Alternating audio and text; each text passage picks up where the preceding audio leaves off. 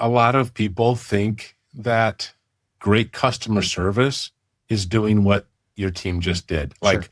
well, we're just going to go ahead and do this because that's what good, nice contractors do. And we're just going to do it because that will get us a 5-star.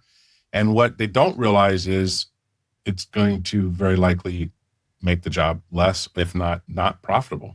Yeah, and this one definitely ended up being not profitable, but specifically because of what we're talking about today, we gave away a ton of work that was not and really could not have been known at the time of the estimate.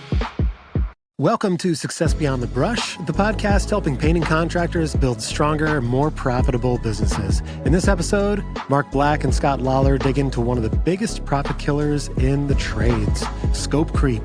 From unexpected mold behind popcorn ceilings to customers asking for just one more thing, they break down why clear estimates, strong exclusions, documented change orders, and well-trained crews are essential to protecting your margins.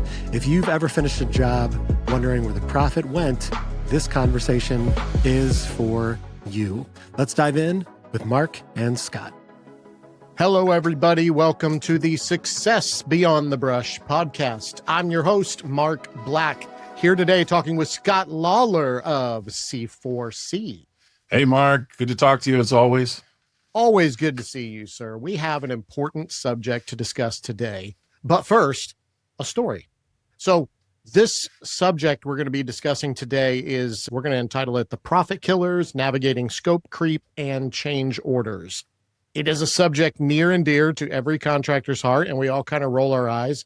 Of course, different personalities approach this problem differently, but every painting company out there, really every probably small business, especially in the service industry, has this problem. And we want to discuss some tips and tricks of how to properly think about this, how to avoid negative interactions with your customers.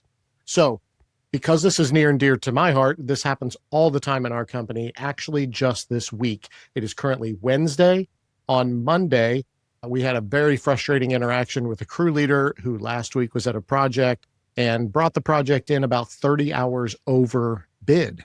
Now, it happens so regularly, it's easy for me to just say, 100 things could have played into that, whether it was drive time or lower skilled guys. It's not that bad, but it is. Right, Scott? It is. I think it is bad. Also, when I found out the why, because we have our crew leaders fill out a form at the end of every job, it's just a project completion form, and talking about the materials they use, the hours, if they went over, we want to know their explanation of why. And this crew leader just clearly wrote it out. We ran into all kinds of problems with mold and problems. They were drywall repair and painting in some bathrooms. So a high moisture environment, found all kinds of mold, took 30 hours longer to fix it all. To which I replied, what do you think I replied? Well, mold? probably, yeah. Wait a minute. I was the estimator. I was the salesperson. I remember selling this job 3 weeks ago. There was no mold. Oh yeah, when we started scraping the popcorn back, we uncovered all kinds of mold. There was all kinds of issues in there. We had to fix it. Okay, fine. Conversation's fine so far. What was the conversation with the customer? Oh, she was never home. So wait a minute. And another way of looking at this for people who have a hard time or are bleeding hearts like me, Mr. Nice Guy, I want to be a friend to my employees. I want to be a friend to my customers. Of course, we want to take care of your mold. We don't just want to cover it up. But why do you feel the freedom to give away my money to give the customer more work that we didn't know about, simply because the truth is you did not want to have an uncomfortable conversation? Yeah. And I do think that a lot of people think that great customer service is doing what your team just did. Like, Sure. Well, we're just going to go ahead and do this because that's what good, nice contractors do. And we're just going to do it because that will get us a 5-star. And what they don't realize is it's going to very likely make the job less, if not profitable. Yeah, and this one definitely ended up being not profitable, but specifically because of what we're talking about today, we gave away a ton of work that was not and really could not have been known at the time of the estimate. And I think that's something we need to talk about today, is that I think a lot of contractors, we want to be the professional so much that we kind of I don't know. It's like covering up a mistake. Like, oh, I didn't catch that at the bid, so I'm just going to include it because maybe I should have caught it at the bid. Have you ever talked to customers like that? Yeah. Oh man, that's a good one. So I think this is a great example. So there's a lot of ways we could have handled this, which is, I think we would really recommend that unforeseen condition clause be included in your contract. So Yes. things like scraping popcorn in your market or stripping wallpaper. How could you possibly give someone a price to do something for which you don't know what's behind it? Now, Right. maybe you have enough experience at scraping popcorn that you pretty much know how it's going to go, but do you always know how much damage you're going to uncover or that there's going to be mold or mildew behind it? So, preconditioning the client, first of all, to, yes, we absolutely are very good at this and we do it lots of times and here's what we find. And so we want to condition you for some possible outcomes so that you're not surprised. So that would be an easy way to handle that. And the second thing is I would often just put right in the contract how much it's going to cost when we incur what we think we're going to incur. So back in the, say, 2000s, we were getting a lot of pushback because we were bidding 2 coats on trim because that's what it took to cover it. But we were, getting beat by the guys that are saying 1 coat. Well, I knew it wasn't apples to apples and I knew it was going to take 2 coats. So I conditioned the client to say, we think the better approach is 2 coats on trim. I'm going to include 1 coat in the price. I will give you the 2nd coat as an option because that's where we're headed. I'm going to tell you today what I'm going to end up telling you in 2 weeks, but it helped me be more apples to apples in the quote. But I went ahead and said, here's what's going to happen. I just need you to know you're going to be unsatisfied with this, and just went ahead and told them how much it's going to cost to do it the way we think you should do it. So there's a couple of ways to approach that, but you are the expert. And I think that we do see often some frustration with sloppy or lazy salespeople or people that are afraid to give them the right true price or all the facts because they think, well, I'm going to lose the job if I tell them it's going to be mold and this and that and the other, when in fact, they've asked us to be the expert. And I think actually giving that information elevates us as the expert, even if we line item it as options, but giving them what's going to happen as the expert is really important. So if we have a lazy or sloppy estimator, then we do need to address that. Yeah. And speaking as the estimator from that job, I would defend the work order in the fact that all that we knew about was there was some tape pops, there were some nail pops. We're going to scrape this popcorn off, repair the drywall, and paint the ceiling. I was very clear in exactly how many coats of primer and top coat, and the fact that we weren't painting walls. I had my exclusions in there. What I did not know is that there was mildew or mold forming underneath the popcorn. It just hadn't become visible yet. And so I felt like it was a great opportunity to train my crew leader to just say, guys, you gave away our money as a company, and you don't have permission to do that. The work order is your Bible. Anything outside of that is an addition and has to be confronted with at least the office, but specifically usually a conversation with the customer. Yeah. So what we see often is what we would call scope creep, right? It just one more thing and, oh, let's just go ahead and take care of that. And, oh, I'm down here on my hands and knees. I see a little thing. And each one by itself is reasonable to take care of, but then you end up having 20 of them. And next thing you know, we're doing a whole different thing. So scope creep can be a really real thing. And we have to determine and we have to train our team and our subs the same, whether it's an employee or submodel, is how to identify scope creep, how to match it back to a proposal. We talk often in these podcasts about the fact that there's been a conversation between a client and an estimator that says, these things don't bother me, just paint it, right? And then someone goes in there and thinks they're going to restore this like the Taj Mahal, and understanding the scope of work, hopefully, was written to reflect that conversation, right? This is what the customer asked for. They didn't ask for it to be restored to like new condition. They asked for it to be refreshed. They're selling the house where they don't care. Yeah. A lot of people don't have the eye that a craftsman does. So really tracking back and understanding the work order is critical. How would you suggest training our team of the importance of work orders without creating an attitude of, that's not on my sheet of paper, so every single thing I see is a dunk, dunk, dunk work order or a change order? Yeah. So I think clarity in a proposal is really critical. I'm an advocate, and I'm well known as saying exclusions can be as critical as inclusions. I see a lot of people, especially these whippersnapper sales guys, they just want to throw a number and close hard.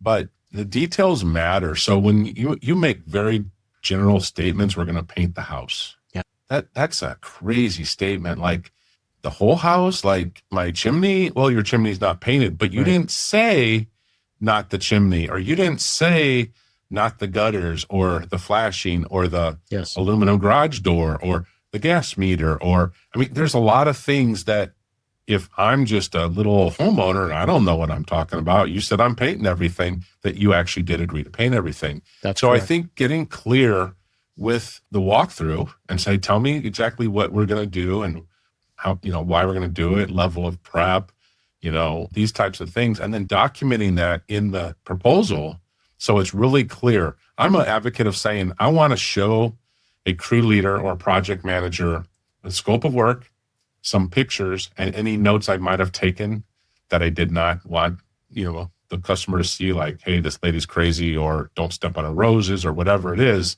But between those things, they should be able to go do the job without talking to me ever again.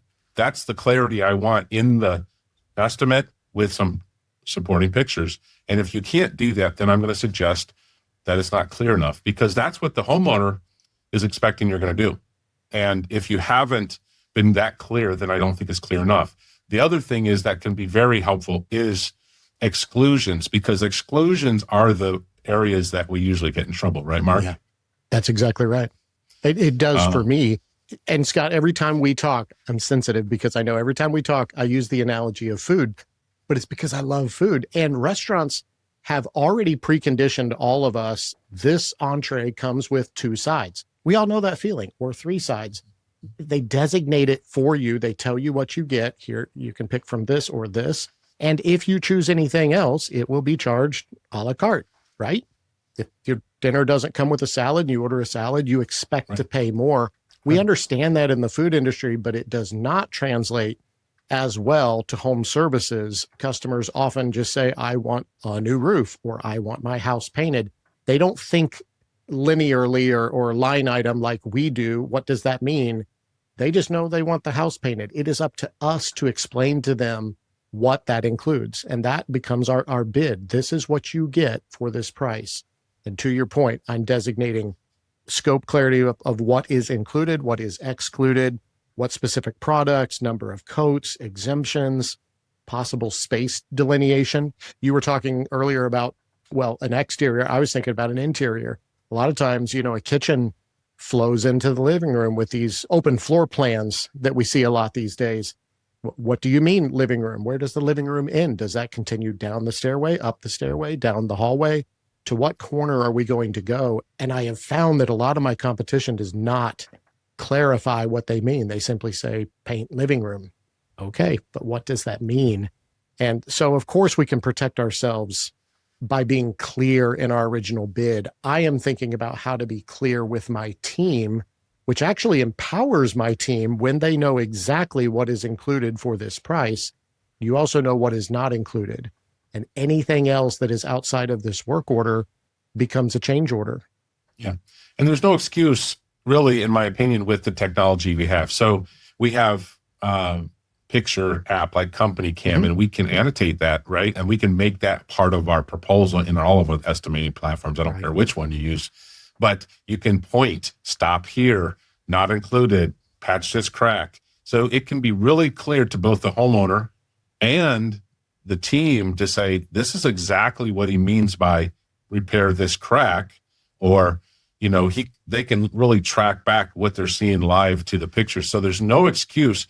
And then the other thing is we've learned, and I'm assuming everyone knows this, is that, you just have to use words with your items in your proposal. So if you're painting only one room and you've said, I'm painting the door, I think it's pretty reasonable for a homeowner to think like you're going to paint both sides of the door. I don't think they would and yet if your proposal says one side of the door and one side of the frame and jamb, right?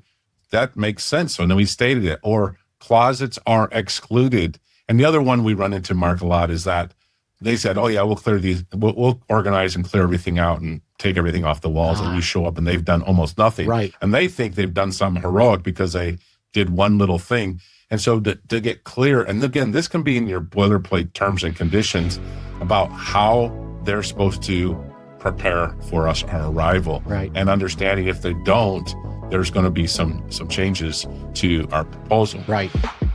If today's conversation has you thinking about where profit may be slipping through the cracks in your own business, consulting for contractors can help you.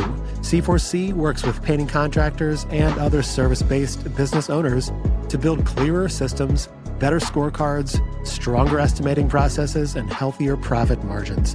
Through a taste of coaching, you can experience short-term coaching with either SCOTT LOLLAR or RICK HOLTZ without a long-term contract. It's nearly 50% discounted opportunity compared to their premium coaching package, and spots are limited. Check the show notes or video description for additional resources, links, and information on how to book a free discovery call at www.consulting4contractors.com. Let's hop back in with Mark and Scott. Let's dive into the psychology a little bit here, specifically from the contractor. So this is a sensitive subject because so many contractors are aware that the public in general is very sensitive to, and I'm just saying contractors in general. This could be a general contractor, roofers, plumbers, electricians, painters. Anybody in the trades is going to give me one price, and then by the end, I'm going to pay nearly double because it's kind of a foot in the door price, and then everything else starts getting added on.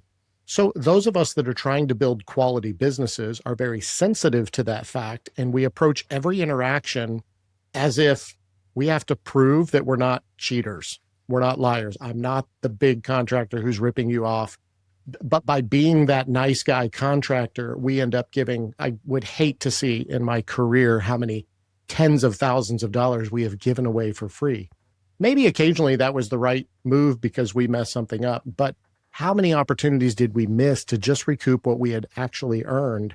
And we're so sensitive to the fact of getting accused of being a typical contractor, you're trying to rip me off type of thing, that we end up giving a lot away. Do you see that in the people you talk to?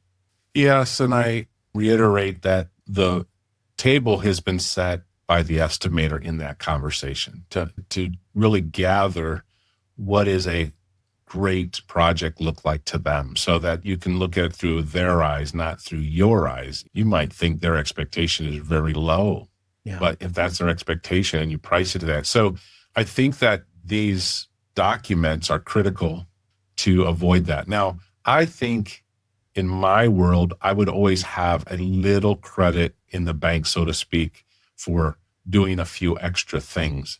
I'm not talking about necessarily hours and hours or percentages, but there's little things that, like you said, you don't want to nickel and dime them to death. And we've all been there where it's like, oh, you wanted that, you wanted me to, trim around the edge when I mowed your lawn. Like I didn't even think that was extra, but okay. Right. You don't want an a la carte experience. You want there to be, give me what it would take to do this project and make me happy and look good. Right. I mean, so I think that understanding what the customer wants is critical. Now, the other thing I would say is it okay if the customer wants something more when you arrive, or have they changed their mind? And I think we shouldn't necessarily go automatically to, oh, these people are crooks. They are just this kind of person. We have bias against, oh, I see it coming. So I don't think that's necessarily where we should go to. A lot of people are just naive. You're like, I don't know. I'm painting the door. I thought it was, Sure. So, but if they want something, Mark, isn't it okay if we have that conversation? So I think training our on-site personnel to how to have these conversations with a certain amount of emotional intelligence. So using your food analogy, how many times have you asked for something in addition to, like, whatever, you want something and they say, that's going to be extra. Mm-hmm. This is a negative combative thing. Like, no. I wanted, sour cream or whatever, right? Or I wanted a rub on my steak. And so how do they present that back to you? I'd be glad to do that, Mark. of course you can have that. So that's one option, just to say, of course, and then tack it on your bill and you might be shocked. Right. Or how about this? Yeah, I'd be glad to do that for you. That will be an extra $1. Will that be okay? Yeah. Okay. So, you're going to get what you want.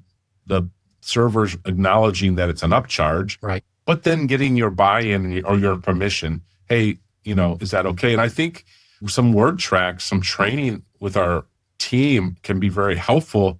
And it might just sound like this. I'd be glad to give you a price for the closets. Let me go get a pad of paper and I can work that out for you and see if you want to move forward.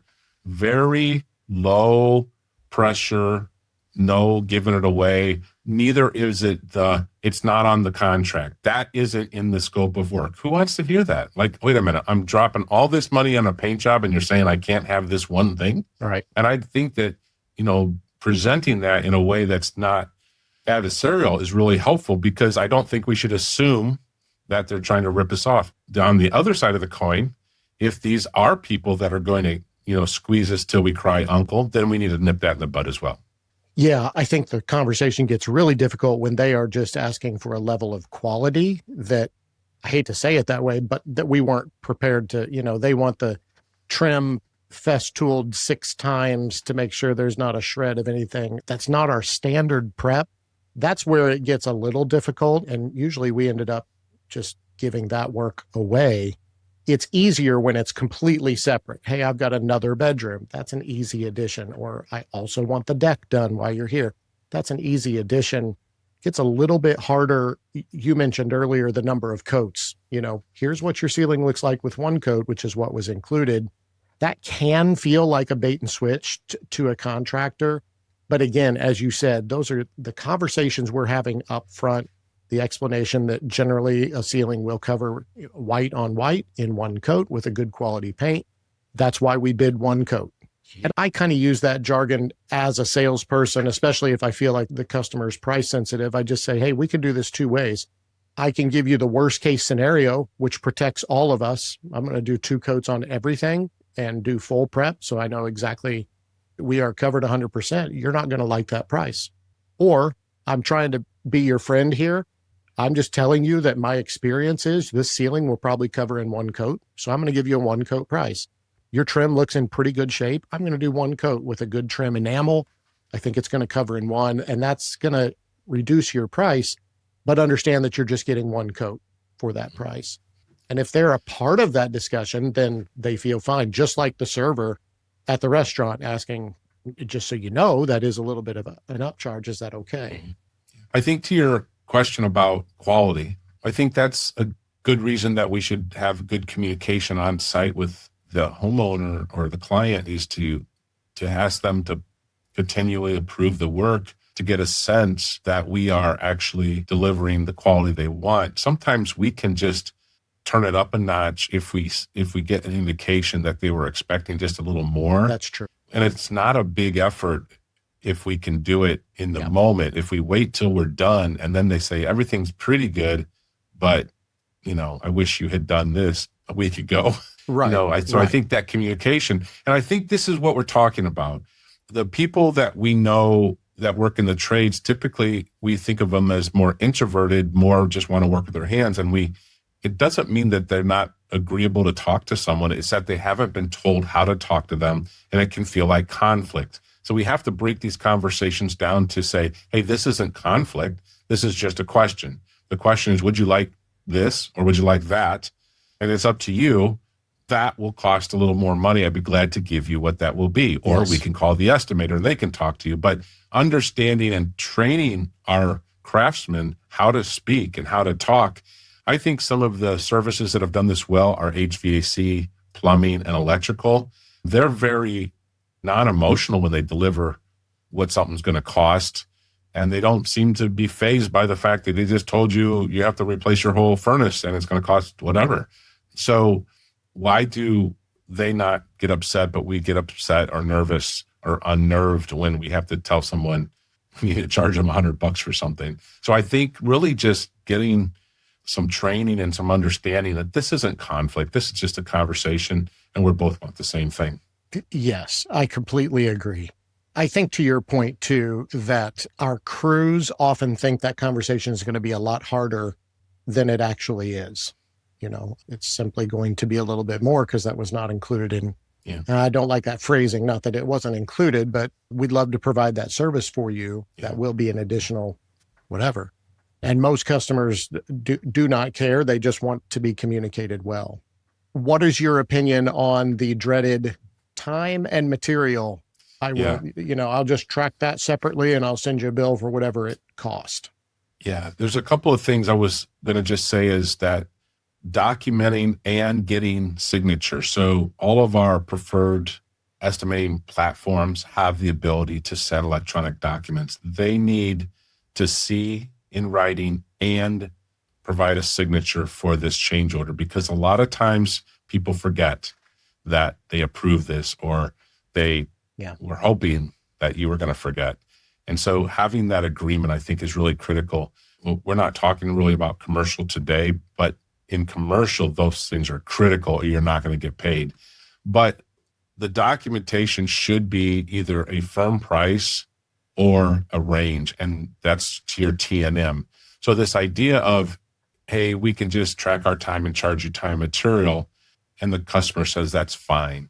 There's often a disconnect between what you mean and what they think. Mm-hmm. So they might think that's $20, and then you submit a change order of $200. Sure. Or we have had clients, especially in the carpentry side, where we had an estimator that they just thought T&M was the way to not ever get pinched on something. So it was time and material always, and there's all these approvals. And what was happening was the customers were getting very frustrated when they were getting these crazy bills for thousands of dollars of material alone, let alone the labor. And they never had a clue they had approved thousands of dollars of something. Yeah. They had a different impression. So what we did with that client is we developed a policy that says firm bids are preferred, because first of all, it's a way to make more profit than the guaranteed perception of T&M.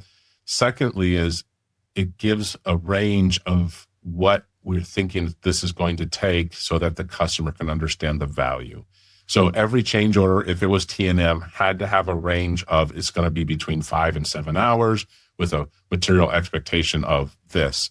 It doesn't mean that we always hit it or we couldn't, have some bad news after the fact.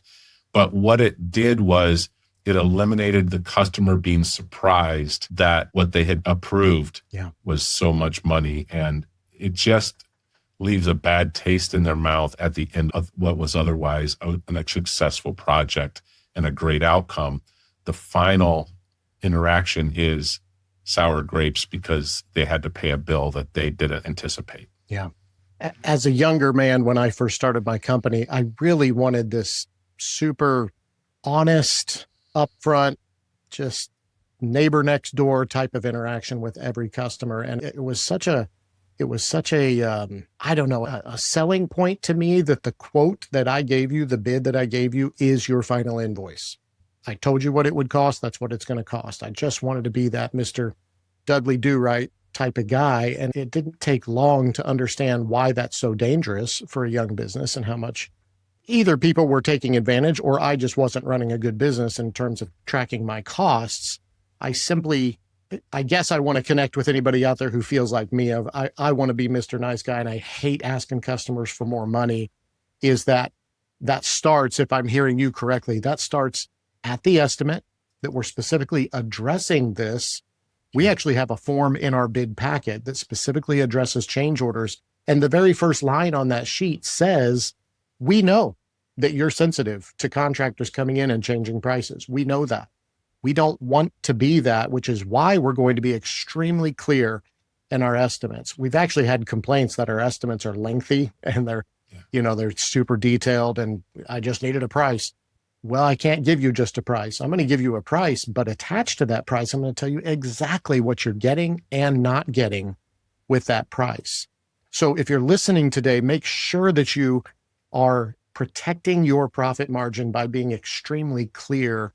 And one of our good friends has the famous quote, clear is kind. That's right. We're actually being kind. So I agree, Mark. So just as we wrap up, it starts at the estimate with the communication between an estimator and the client. Yeah. Then clear and concise inclusions and exclusions. What are we doing and what aren't we doing? Good pictures, notes, and a scope of work to the crew leader. And from there, I think we're going to be on our way to a successful project. And if we need to add something, if the client wants it or we run into something, it will be clear and documented and fair. And I think it will help with having a positive outcome, and it won't interrupt an otherwise successful project. That's exactly right. And I would also just say at every interaction with your crew leader meetings, with staff meetings, anytime you can talk to your team as a whole, we have to be walking this fine line between educating and saying we don't give our work away. We have to protect our profit margin, clear as kind. However, I want you to look for opportunities to add value. Like you said, those small things. While I'm up here, I'm going to dust this chandelier. That doesn't give away our profit margin. Take 15 minutes and clean that chandelier while we have the scaffold up. Change those light bulbs. Do those kind things that are going to set us apart in our customer's mind and above our competition, but not when we're giving hours and hours away or giving free coats or repairing mold that we didn't bid for. Exactly right. It's a great conversation. I know every business out there deals with some type of this. I hope it connects with our listeners. If you have any other questions that you'd like to talk about, Scott, you want to tell them about your free test drive? Yeah, we have currently a taste of coaching. If you've ever wondered what it would like to have a coaching relationship, but you're a little bit nervous about the commitment, we have currently an offering that allows you to do just that. We'll put that information in the show notes. Check it out. And if we can serve you and work with you on a short-term basis to see if this is something that would help you in your business, we'd love to talk to you. Awesome. Scott, appreciate the conversation. Great talk as always. Appreciate your insights. Well, that wraps up another episode of Success Beyond the Brush. If this episode helped you rethink how you handle change orders or scope creep, job site communication, anything like that, go ahead and share that with another contractor who needs to protect their profit margin. For more resources, check out www.consulting4contractors.com, which includes details about a taste of coaching and how to book a free discovery call with Scott. Check our show notes and video description for more resources. We'll see you next time on Success Beyond the Brush.